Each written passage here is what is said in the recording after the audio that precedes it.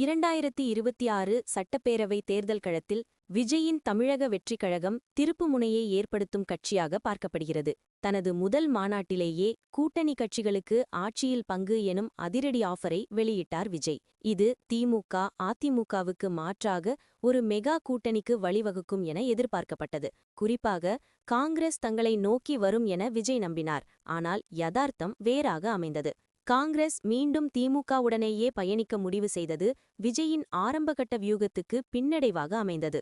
அதிகார பகிர்வு எனும் துருப்புச்சீட்டு கையில் இருந்தும் ஒரு தேர்தலை கூட சந்திக்காத தவேகாவின் வாக்கு வங்கி மற்றும் எதிர்காலம் குறித்த ஐயப்பாட்டால் மற்ற கட்சிகள் தவேகா பக்கம் தலை வைக்க தயங்கின.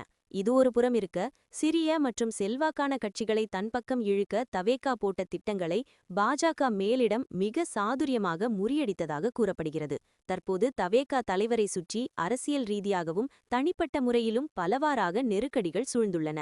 கரூர் கூட்ட நெரிசல் வழக்கு தொடர்பான சிபிஐ விசாரணை, ஜனநாயகன் பட வெளியீட்டு சிக்கல்கள் மற்றும் குடும்ப விவகாரங்கள் என விஜய் கடுமையான அழுத்தத்தில் இருக்கிறார். அதே சமயம் தவேகா தனித்து போட்டியிட்டால் அது வாக்கு பிரிப்புக்கு வழிவகுத்து இறுதியில் திமுக கூட்டணிக்கே சாதகமாக முடியும் என்பதை பாஜகவும் நன்கு உணர்ந்துள்ளது. இதனை பயன்படுத்திக் கொண்டு தவேகாவை தங்கள் பக்கம் இழுக்க பாஜக தீவிரமாக காய் நகர்த்தி வருகிறது. ஏற்கனவே திரைமறைவில் நடந்த பலகட்ட பேச்சுவார்த்தைகள் தோல்வியில் முடிந்த நிலையில் தற்போது இறுதி முயற்சியாக பாஜக மீண்டும் ஒருமுறை பேச்சுவார்த்தையை தொடங்கியுள்ளது.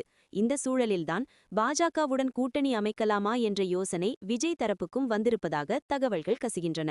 இதுகுறித்து விவாதிக்க நேற்று தவேகா மாவட்ட செயலாளர்களுடன் ஆன்லைன் வாயிலாக அவசர ஆலோசனை நடத்தினார் பொதுச் செயலாளர் ஆனந்த்.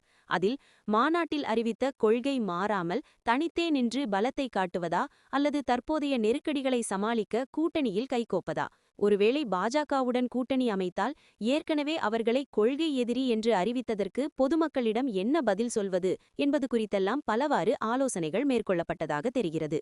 கூட்டத்தில் பங்கேற்ற மாவட்ட செயலாளர்களில் சிலர் புதிதாக களம் காண்பதால் கட்சிக்கும் தலைவருக்கும் ஏற்படும் நெருக்கடிகளை தவிர்க்க இப்போதைக்கு பாஜகவுடன் கூட்டணி அமைப்பதே பாதுகாப்பு என வெளிப்படையாக கருத்து தெரிவித்ததாக கூறப்படுகிறது. எனினும் விஜய் எந்த முடிவெடுத்தாலும் கட்டுப்படுவோம் என மாவட்ட செயலாளர்கள் உறுதியளித்ததாக சொல்லப்படுகிறது.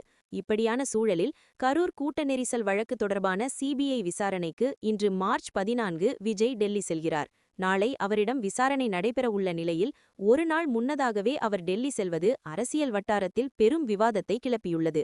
இன்று இரவு டெல்லி ஹோட்டலில் தங்கும் விஜய் பாஜக தேசிய தலைவர்களை ரகசியமாக சந்தித்து பேசக்கூடும் என்றும் கூறப்படுகிறது. அப்படியான சந்திப்புகள் நடந்தால் கிட்டத்தட்ட பாஜக அணியில் தவேகா இணைவது உறுதியாகிவிடும்